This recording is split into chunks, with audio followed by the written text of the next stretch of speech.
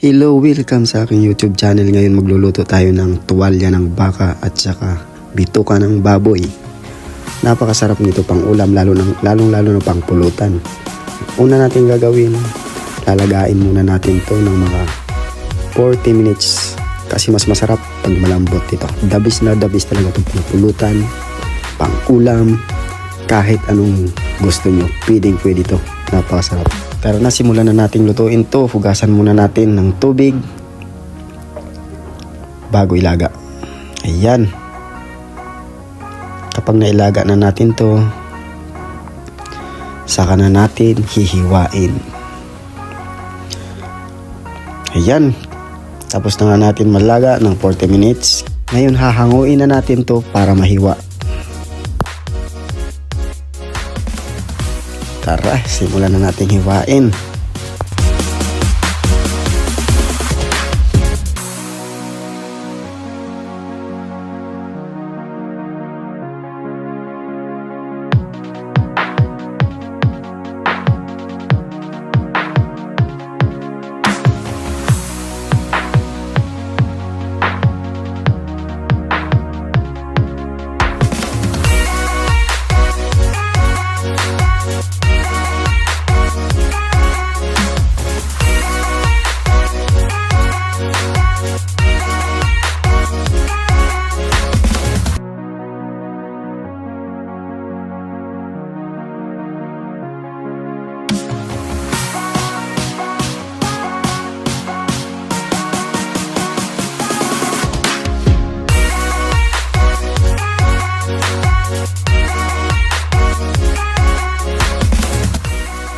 Ayun, tapos na nga natin mahiwa.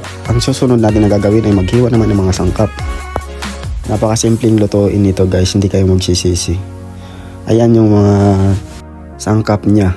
Meron tayong bawang, sibuyas, at saka hindi nawawala sa sangkap po yung luya.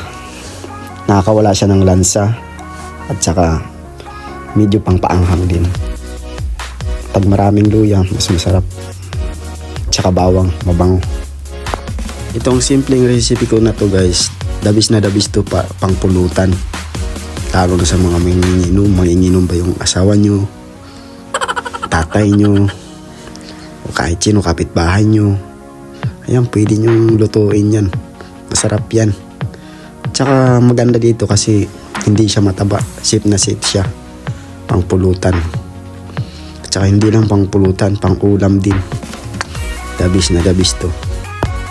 Pagkatapos natin mahiwa to, igigisa lang natin to sa kawali. Ayan, maglagay na tayo ng mantika. At tapos na tayo makapaglagay ng mantika, simulan natin igisa ang mga sangkap natin.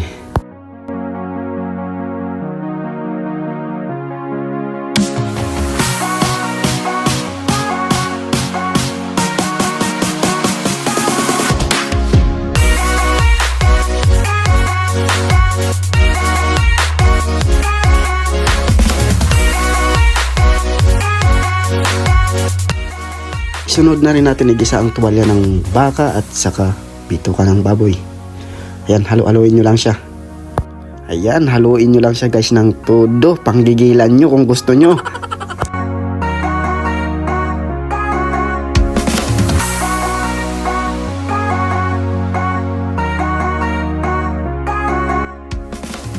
At lalagyan na rin natin siya ng paminta. Ayan, haluin ulit nyo ng todo. Huwag niyong titigilan.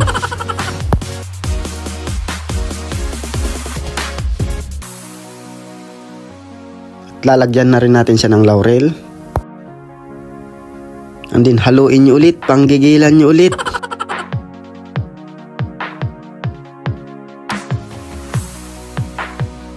At syempre lalagyan na rin natin siya ng toyo o soy sauce.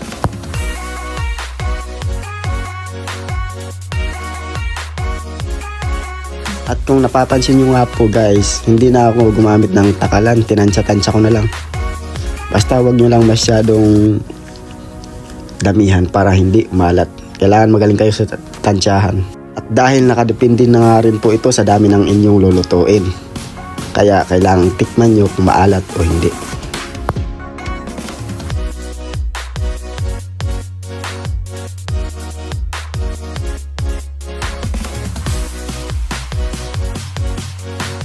At saka maglalagay din tayo dito guys ng atswete.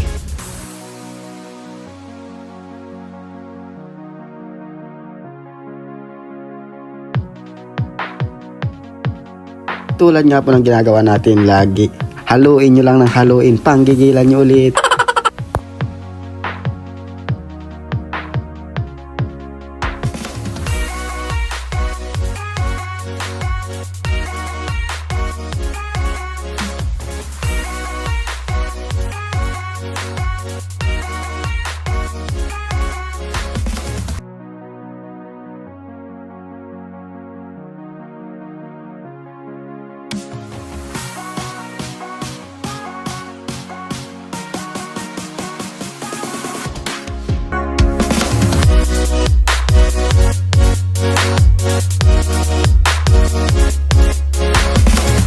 Pagkatapos nyong haluin, takpan nyo ito at maghintay kayo ng mga 3 minuto. Makatapos nyo ang 3 minuto guys, buksan natin at magdadagdag tayo ng sili. Pero para naman po sa hindi mahilig sa maanghang, pwede nyo naman po hindi lagyan ng sili ito. Takpan nyo na lang to ng mga 5 minuto at ituloy-tuloy nyo yung pagluluto. Napapansin nyo nga po guys, tinuloy-tuloy ko na naman yung paghalo para kumalat yung sili at umanghang.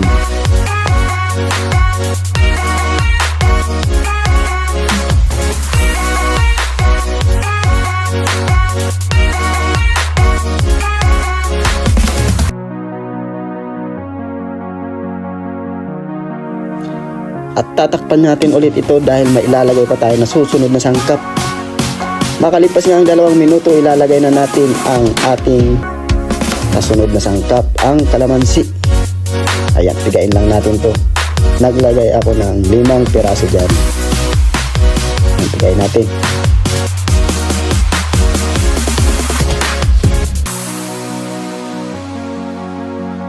Ayan, ipiga nyo lang dyan at ikalat tulad nagpagkakalat nyo sa kapitbahay nyo pag mamarites nyo. Ayan, pag naipiga nyo na guys lahat ng kalamansi dyan, tatakpan ulit natin to at maghihintay ulit tayo ng 3 minuto. At tapos na ito. Dahil hindi na natin to kailangan patagalin dahil nailaga na natin. Kailangan lang natin dyan ay mapanuot ang lasa sa laman loob. Ayan, haluin lang ng haluin natin ulit para kumalat yung kalamansi, pang paasim kilig. Sarap to, paanghang, na maasim-asim. At ito na nga, tatakpan na natin at maghihintay ulit ng 3 minuto. Ito na nga guys, tapos na to. Gagawin natin dito ay hahanguin na natin to. Ayan guys, pagmasdan yung mabuti sa malapitan, ayan. Tsura pa lang matatakam na kayo dito. Hindi kayo magsisisi. Napakasimpleng lutuin ang recipe na to.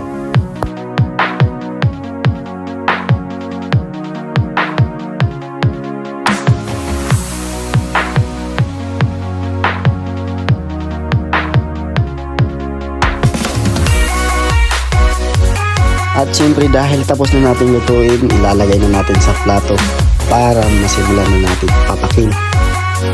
At kung bago ka lang sa aking YouTube channel, huwag mong kalimutan i-like and subscribe guys para masubaybayan nyo ang aking mga susunod na video. Ayan, sinasalin ko na sa plato at titikman ko na yan pagkatapos. Yan, ang tagal nang nagsasalin. Ang sarap batukan ng kawali. Ayan. Ayan, di ba guys? Pagmasdan nyo mabuti. Di ba? Sarap niyan. Masarap yan. Ito na nga, tapos na. Pagmasdan nyo mabuti. Nakakatakam, di ba? Ayan, oh. Ayan, tikman na natin. Ang sarap, no?